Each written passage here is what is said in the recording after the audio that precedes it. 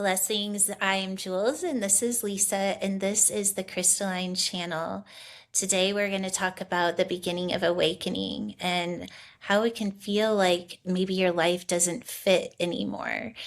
We're going to channel the information of what is awakening, and then we'll have a discussion. So, our goal in this, or our mission, is to connect to those that are on the path and to have a guidance system or somewhere that you can go and reflect in what your journey is. So take what resonates, leave the rest behind.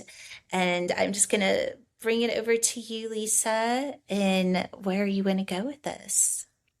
So this is such an interesting topic because obviously we're shifting and changing into this new way of being, and for those of us that are shifting and getting a little bit deeper into this and starting having different responses and different ideas and different thought patterns, and really starting to feel that they don't fit in anymore. They're finding that their friends are shifting and changing. They're not happy with their job, or they're getting different ideas.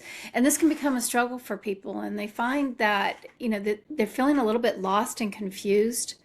And one of the other symptoms that is really present in this shift, and what I hear and talk to a lot of people about, is feeling like they're in solitude, that they want to stay, in their own solitude, or in their own sacred space.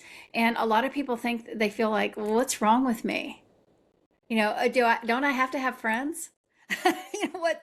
What's happening here, that there is, this isn't normal, and I feel like I need to socialize. So these types of questions come up to Jules and I quite a bit, and I think what our idea was in being able to have this conversation is for you guys, the listeners, to be able to understand a little bit more of what you're going through and recognize what you're going through as part of this beautiful ascension process, and that it's okay and that it's safe, and that we're here to support you and give you a little bit of support. And I'm seeing a hug. We're here to put our arm around you, to help you to move through this and to move into this beautiful new way of being. Yes, so beautifully said. I also, one thing that I feel like is also kind of comes up as we are in, different stages of awakening, because awakening isn't just the first awakening. We're going to have many awakenings as we are on this journey. And there's, that first awakening where it really can feel impactful, and that it kind of feels like all the choices that you made in your life up to that point don't fit anymore, and that can be a really hard transition. But then we're going to have multiple times where we have awakenings after that first awakening. A lot of times people think, oh, well, now that I'm awake, there won't be any more awakenings, and I'm kind of on the path now. And that's just not true. I think that we have awakenings no matter how far on the path that we are, and but they can be exciting as well. And so yes, they can be confusing because it doesn't maybe fit the framework of where our consciousness was perceiving life, that perception and the belief systems that kind of fit into that, and where they are now. And uh, I always say that the awakening, we have this place of awakening, but does it mean that there's a destination at that point? And I think it's just more that it opens up a pathway. And that's what I'm so passionate about, is just stay on the path, because that's where the magic is. When we're so focused that it has to be one way, or that we're trying to reach some specific state of consciousness, that we miss out on the magic of the journey. And that's what I want to bring into our conversation, not just today, but on our conversations moving forward. And it's so important. It's so important. And, a lot of the discussions that my guides and I have talked about is breaking down that idea of what we think is the outcome, because we haven't ever done this before. We don't know what the outcome is. And so when you're talking about the number of awakenings, it's almost like as we start, we have that initial, something's different. Something's shifted. I don't feel the same. I'm not, I don't believe the same. But that's the beginning point of breaking down and cracking and shifting. And we go through this time period. I mean, I've been working on this for 30 years. And it's like, oh my gosh, I'm still clearing stuff. I'm still doing stuff. I'm still having those aha moments. I'm still having the little light bulb come on. I'm still finding these massive patterns of energy that are leaving my body. But if I have a specific idea of what this is supposed to look like, that it's supposed to follow a specific pattern, and that I'm supposed to become this specific way of being, then, like you said, if I'm so focused on going down this path, I put the blinders on and I'm just looking at the end of the road, and I'm not witnessing all the birds flying by. I'm not witnessing the mountains that are surrounding me. I'm not witnessing all of these beautiful beings that are loving and supporting me, because my head has an idea of where it's supposed to go, and it limits our ability to fully encompass the magic that you're talking about that's around us, because we're missing, it's our peripheral vision, and we're closing off the peripheral vision so that we can't see what's surrounding us and all of the different paths that we can take, all of the possibilities, all that is, all of the magic. I love that too. And also I feel like in when we open ourselves up to being in the moment is also when we stop looking outside of ourselves for what the path should be, and we start to really listen to what's inside. And Mhm. I always say, follow what lights you up, because what lights you up is part of the divine treasure hunt, or the treasure hunt of the awakening process in itself. And I also find that when we're so focused on what we think the awakening should be, or the person that we will be once we're fully, we hear this, that word enlightened, and well, we all have a level of enlightenment. Every time that we uh, move past a self limitation, we are enlightened in that moment, and that we have a choice of where am I going to hold my consciousness next, or what is my experience going to be next. And that question really should be to the heart first, is to the soul, and then it becomes personal right from the beginning. We're not following somebody else's idea, we're not following somebody else's plan. We're listening to what's right for me, what lights me up, what is my soul guiding me to do. And then we Mhm. don't get locked into the guru kind of, that whole way of, oh, I have to follow exactly what they're saying. And I always say that, listen and take away the pieces that feel right to you, that I literally light your cells up. You feel it, because it's not that what they're saying is something you didn't already know. It's because what they're saying is reminding you of what you already know. Yeah, yeah, yeah. It's almost like what I'm seeing is uh, I'm seeing little crystals. Speaking of crystals, and so I'm seeing like it's almost like these. So crystals used to be transmitters, like like radio transmitters. They used crystals in the radio transmitters, and I'm seeing this like our bodies have all these little crystals in it, and I'm seeing like the second that we have one of those little aha moments. Oh, now I get it. Oh, now I feel. Oh, that feels good. It's like those little crystals start lighting up, and they come back to life in the form of remembering. They've always been there, but they were just not ignited. They just didn't get that spark that created the frequency for it to start transmitting. And what I feel like is that, we're moving into this place of having these beautiful aha moments, or now I get it, or this experience is allowing me to see something in a different perspective, beginning to start looking at, that really wasn't good and it really wasn't bad. It was just an experience that ignited something that created a memory of who I naturally am, the truth of who I am, that natural state or the natural way of being before we got so ingrained in our heads that our heads and our minds started dictating our behaviors and what our happiness and joy, really.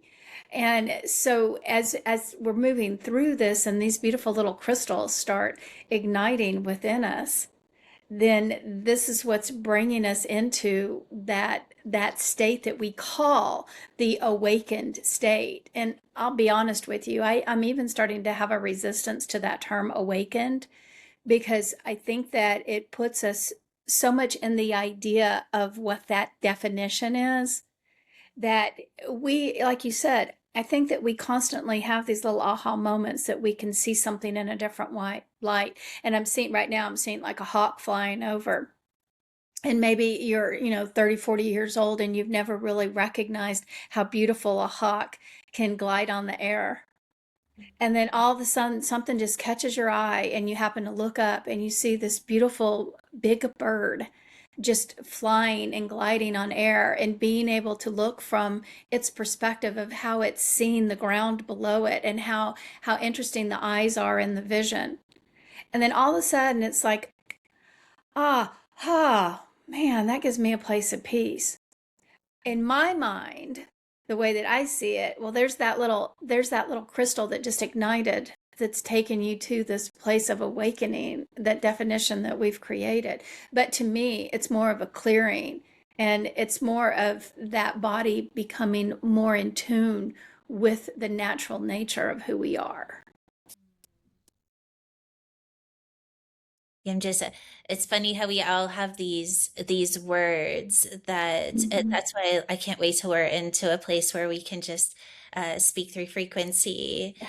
And that's what I think, that's one of my love for numbers. And we won't go into that right now, but when it all comes down to it, I think if we step back, and awakening is, it's that part of you that wakes up and recognizes that the way I was either thinking, a behavior, maybe even like a job, a relationship, is that when we wake up from letting our programmed self, that part of us that's running that we're not aware of, that's dictating our choices, how we're perceiving, or how we're showing up in a relationship, or how we're showing up in a career even, Mhm. is that there's a part of us that steps out and turns around and looks at it and sees it for the first time, without just being running the program, but you're able to step out and actually look at the program. And Mhm. in that moment, we have a choice. Is this in alignment with my soul or not? And we're going Mhm. to have so many moments where we have that happen over and over and over again. And so, in that aspect, awakening is really awareness. It's like, Yeah. oh, now I'm aware of a behavior that I wasn't aware of before. But now that I'm aware of it, I have a choice if this is something that I want to continue. And that's where it gets really sticky, right? Mhm. Because if we were that person that created that, whatever that part of that we just woke up, maybe it's a belief system, and then we have Mhm. to look at how that belief system was running through all of the different parts of your life and your relationships and your job, and even the way that you perceive the self. And when all of a sudden we're choosing that doesn't work for me anymore, it can create this ripple effect of not only how you feel, but also how you feel when you're showing up in that same life that was running that program before. It all of a sudden feels different. It can feel like a little staticky, or how do I Mhm. show up in this relationship when I'm no longer the person that I was before I woke up, before I shifted in awareness of what I want to move forward with. Absolutely.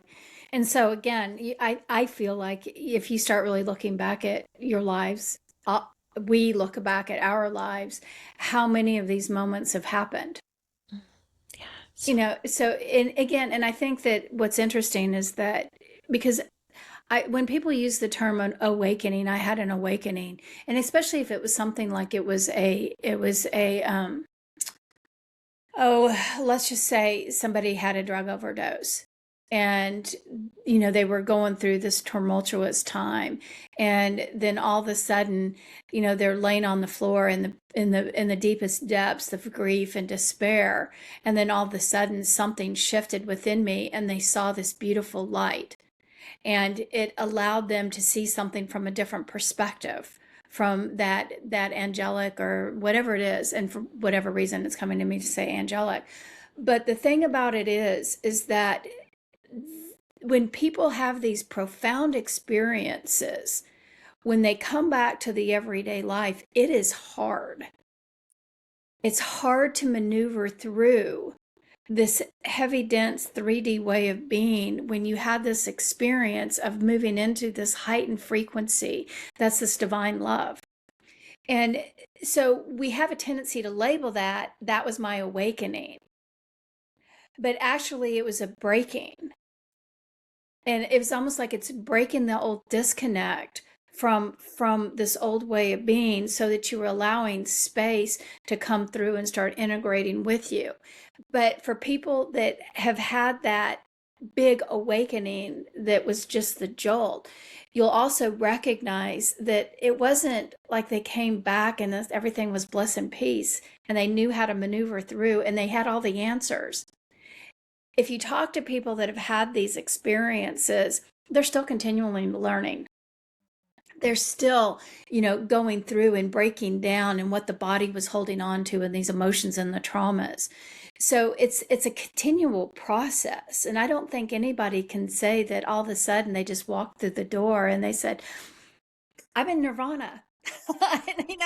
And here I am, because we can't handle it that way. Our physical bodies can't handle it. We can't handle it mentally, and it doesn't work that way. So it's a gradual chipping away to get us to where we're coming. And I think that that's the reason why we can't say that there's a specific destination or a specific way of doing or a specific steps that you go through, because we're all so different and we're all so independent in the way that we're maneuvering through this. And it is the continual growth of, okay, I'm ready to move forward. Wait a second, I'm not ready. I need to stop. I need to hit the brakes for a minute and let me stay here for about a year.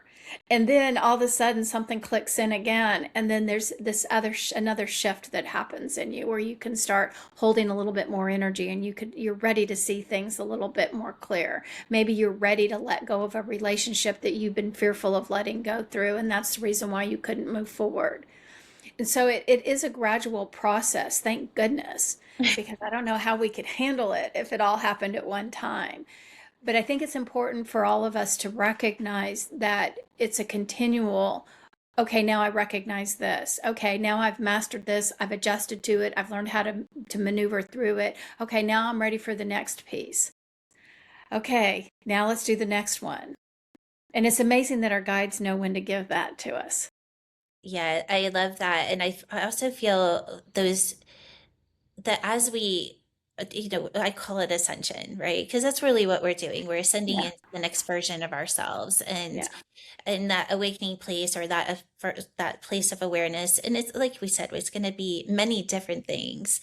Is that when we have that choice, one of the hardest things is, well, if I don't identify in who I was before that choice, but then I don't know who I am in the choice of where I'm going, there is a little bit of that identity crisis. And that's the hardest part in this is, who am I and how am I going to show up? Mm-hmm.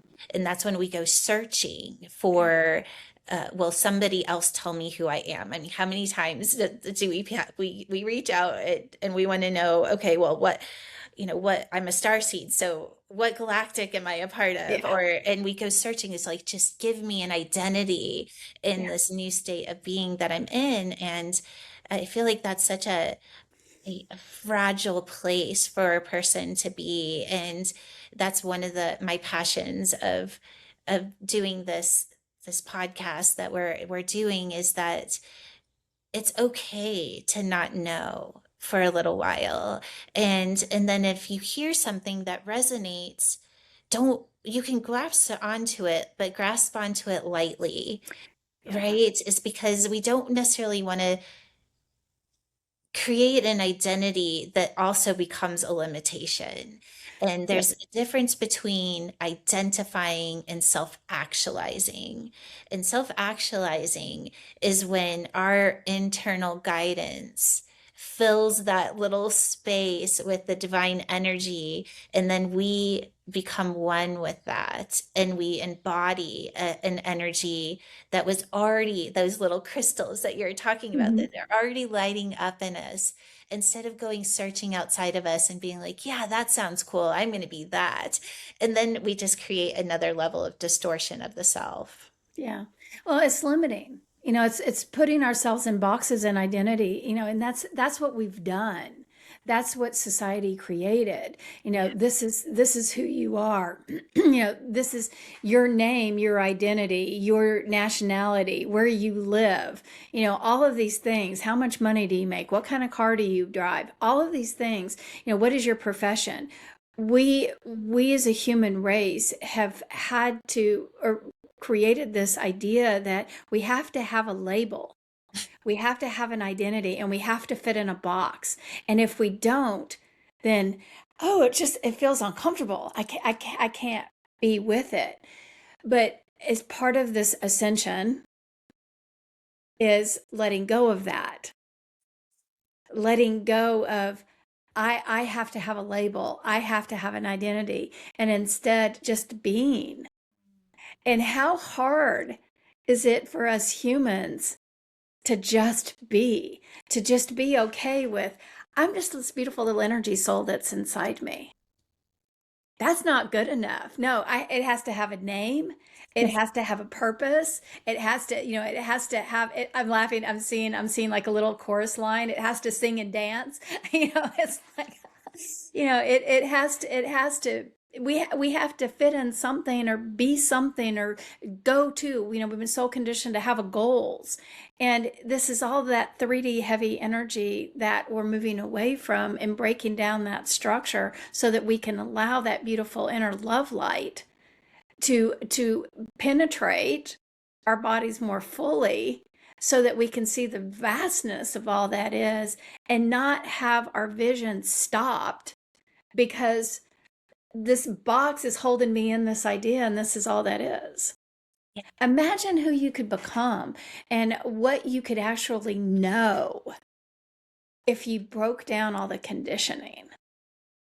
And that's, yeah, that right there, I feel like is the biggest shift that we're in right now, is Mhm. people are starting to recognize that if you want to call it the matrix or just our programmed reality, that it's not working anymore. And we can't find the answers in the problem. You hear that all the time, but you can't move beyond the limitations of an identity that was created in that distortion as well. And then we step back and we're like, okay, well, I get that. I understand that. But how do I move into a space that hasn't been programmed? How do I Mhm. know who I am if it's not coming from a program? Because the first thing we want to do is go either into our mind and compare or pull something that we can identify within, or we go searching in the programming that has already been created to find the answer. And what we're finding is that the answer is already inside. And that's kind of Mhm. why I feel what we're doing is so important, is to recognize that that uncomfortableness is a good thing. Yeah. And that uncomfortableness means that your consciousness is hanging out in a place that it can't identify in yet. And Mhm. learning how to be in that uncomfortableness and recognizing that in that uncomfortableness is that state of stillness or a state of being. And that beingness doesn't need to identify. Mhm. So the And awareness of that is so important. it is so important and it is so hard for us. So hard for us. And, and I can't tell you how many people have said to me, well, if I let that go, I'm not going to know who I am. Yeah. Yeah. Okay, but what if you're something completely different than what you thought you were? Yeah. What if you're much happier in a different state? What if it brings you more love and bliss if you can let go of who you've always been? When I hear that, I always laugh because the part of us that is identifying and who we think we are is the very part of us that is keeping us separate from the all of what we are. Because in our innate state of being, and you can put whatever word fits there, whether it's source, divine, God, universal energy, but Hmm. that's what we are in our state of just that beingness, Hmm. is that we are all that is. Yeah. And then the part of us that wants to identify even as I am divine is still the limitation of that, because Yeah. we're naming it in to how we can perceive of what that is. So what if Hmm. it is that you are infinite, you are, and then even then we our mind wants to grab onto that and be like, okay, well, now I know what infinite is. And it's like, well, it's not that either. And that's why I think it's fine to have those identities, so we can go from maybe unworthiness to worthiness, and that's a higher frequency, and so we can sit in that and we can explore what it is to be worthy. But Hmm. then we want to eventually let that go and let it be informed by what it is Hmm. beyond what we can perceive. Yeah. Absolutely. Absolutely. Yeah. And again, going back to, it's so magical. Mm. And because if you really start thinking about what you just said, if I didn't limit myself with feeling like I had to fit into what society says I am, or I have to restrict that deep desire that I have because maybe it's not acceptable to my parents, whatever it is. Or, I have to have a certain job because I've been taught and conditioned to believe that I have to have a certain income. And you're taking away that true passion, that heartfelt, this is what I really love. This is what I really am passionate about. And you've taken that inner knowing and you've literally put it in a box. You've hidden it. You've pushed it back to the back of the closet because you've put all of these other things in front of it that were created because you're trying to fit into society or what other people believe. And it's literally taken away the true identity of who you are. Yeah. So you had talked about, we were talking about awakening. So tell us about what is your definition of awakening? What is your thought and idea? Right. I feel like it is a path. It's awakening is a path, and it's something that we can choose, right? And it's not something that necessarily happens. It's a state of awareness, and Mm, it's a choice in staying open to continuing to have an awareness. And so it's a journey. A really awakening for me is choosing to let go of those identities, to let go of the belief systems, to open ourselves up, or open myself up to who am I beyond what I perceive myself to be. And it is a state of being. And so awakening is a choice first. And then what happens after that choice is choosing to be a state of being versus an identity. And then it's the commitment to, when am I not doing that? When am I moving into identity over being? yeah, I think you explained that beautifully. Ah, thanks. Yeah, I concur.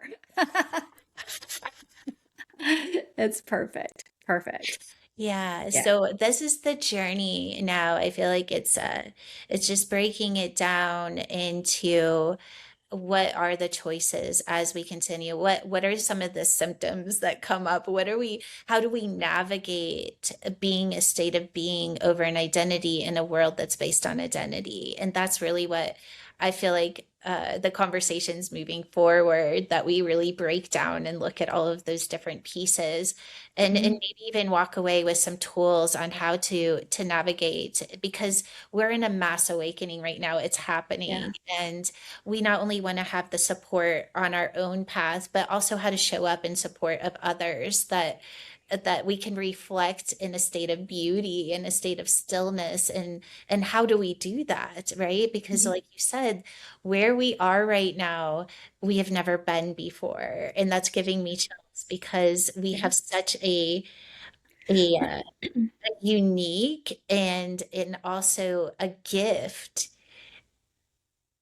in the awareness of where we are right now, and how to be a way shower, how to be your own guidance system, and how you want to experience this magical time. I call it that we're all on this like a divine magic carpet ride.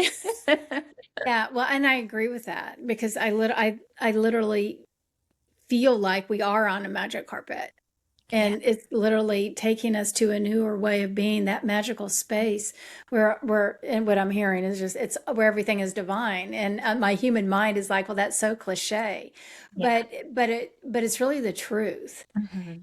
And this is such an important time. And for people that are questioning if it's happening to them, stop questioning, start being. Yeah. As you were just saying that, I feel like this is going to happen more and more of these words, because I feel that there was a time in kind of the spiritual community, if you will, or those that have been on the path for a really long time. At one time, we were talking about what's happening right now, right? I mean, like 30 years ago, we were, Yeah, I mean, yeah. 30 years, I think 36 years ago is when I did my first light body activation, right? And we were all Mm-hmm. knew that at some point we were going to be moving into the light body. We were going to be moving into the new earth, heaven on earth, the fifth Mm-hmm. dimension. And we had all this concept and we were talking about it. And then Yeah, all of a sudden something shifted to yeah, where we are now experiencing it. yeah, And so instead of just talking about it, we're living it. And yeah. so those words, when we were talking about it, just feel limiting, because now we're in the experience of it. And so it's like, how can I use that same word that when we were just had the concept of it, and bring it into the experience of it, because it feels so different. And that's why uh, as we speak through frequency, we speak through the experience, and then I Mhm. feel like it can be received differently. Absolutely. Absolutely. Yeah, perfect. Yeah, and again, but I think this is it's exactly what you were saying. I can remember in 2015 I was doing a class and this information was coming through, and I could remember talking about how um the people that are moving into this energy frequency, they'll kind of be moving over to a separate place, and the people that are choosing to stay in that heavy 3D energy, they would kind of be getting smaller and smaller. But these two groups, people will start peeling off of this group and moving over to this other group. Well, that was 11 years ago, and I can remember I was shocked at what they were saying, but the people in the that were listening were like, yeah, yeah, yeah, whatever. And and again, it's been a long period of time. It's 11 years where this stuff has been said. And and then now it really is happening. And I talk to people all the time, and I every day I'm grateful. I look at, listen to the conversations that I have and sit back and just go, holy cow. we are we are witnessing this shift. You and I are experiencing it. The people that are listening to this are experiencing it. There are so many people that are really in the middle of this and moving forward into this new way of being that we've been talking about for so long. It is unfolding, and it's so incredible, and what a amazing time to be here. It's so amazing. And that's thank you for saying that too, because that in itself is the opportunity right now that we are all in, is that we can choose to have the experience of if you want to call it the awakening or the ascension process, Hmm. or we can continue just to consume what we think it is or what other people's experiences are. And that I feel like is one of the choices that I would like to kind of like send out to everybody that is listening, is like really sit in this and be like, well, which one of those am I? Yeah. And what am I putting most of my focus on? Mhm. And that's where it gets really exciting, because in the moment that we choose to step in and have the experience of walking in and creating the new earth and what it is to ascend through the body into another Mhm. dimension, it's kind of like the mind can't perceive of Yeah. what that is, Yeah. because it just has to be experienced. And Yeah. that's what I'm so excited to share with people on this show. Yeah, I agree. And I am too. And, the thing about it is that the mind is so limiting. We can't even imagine, what's happening. And this is one thing that my guides continue to say is that, the more that we stay in our mind, the more that it limits us, which is what I've already said. But we have no idea who we're becoming because we've never done it before. So our mind can't even create the story of what's happening because it's never experienced it before. I love that. Yeah, I have a Yeah, saying that the mind will not take us where we're going. And yeah, that's why we have inside of us what you're calling those crystals, what I call the DNA map, or the DNA yeah. frequency, the intelligence of source within us. And Mhm. that's why it is so important as we are walking our path to always check in. Does Yeah. this resonate with my soul? And if you Mhm. start there, you really are unstoppable at that point. Yeah. Well, thank you for sharing your beautiful wisdom. Oh my gosh, right back at you, girl. And thank you, Yeah. everybody, for just listening and taking this journey with us. We have so many more exciting things to share, and we just love you. We are giving you that big hug, because together Mhm. we are stronger. And the more that we have the reflection of the just that stillness, right? The ability to be okay with where we are, the more Mhm. it's easy to embody that stillness and just be okay with where you are. Yeah, Yeah. absolutely. All right. Yeah, thank you for watching. Lots of love, everyone.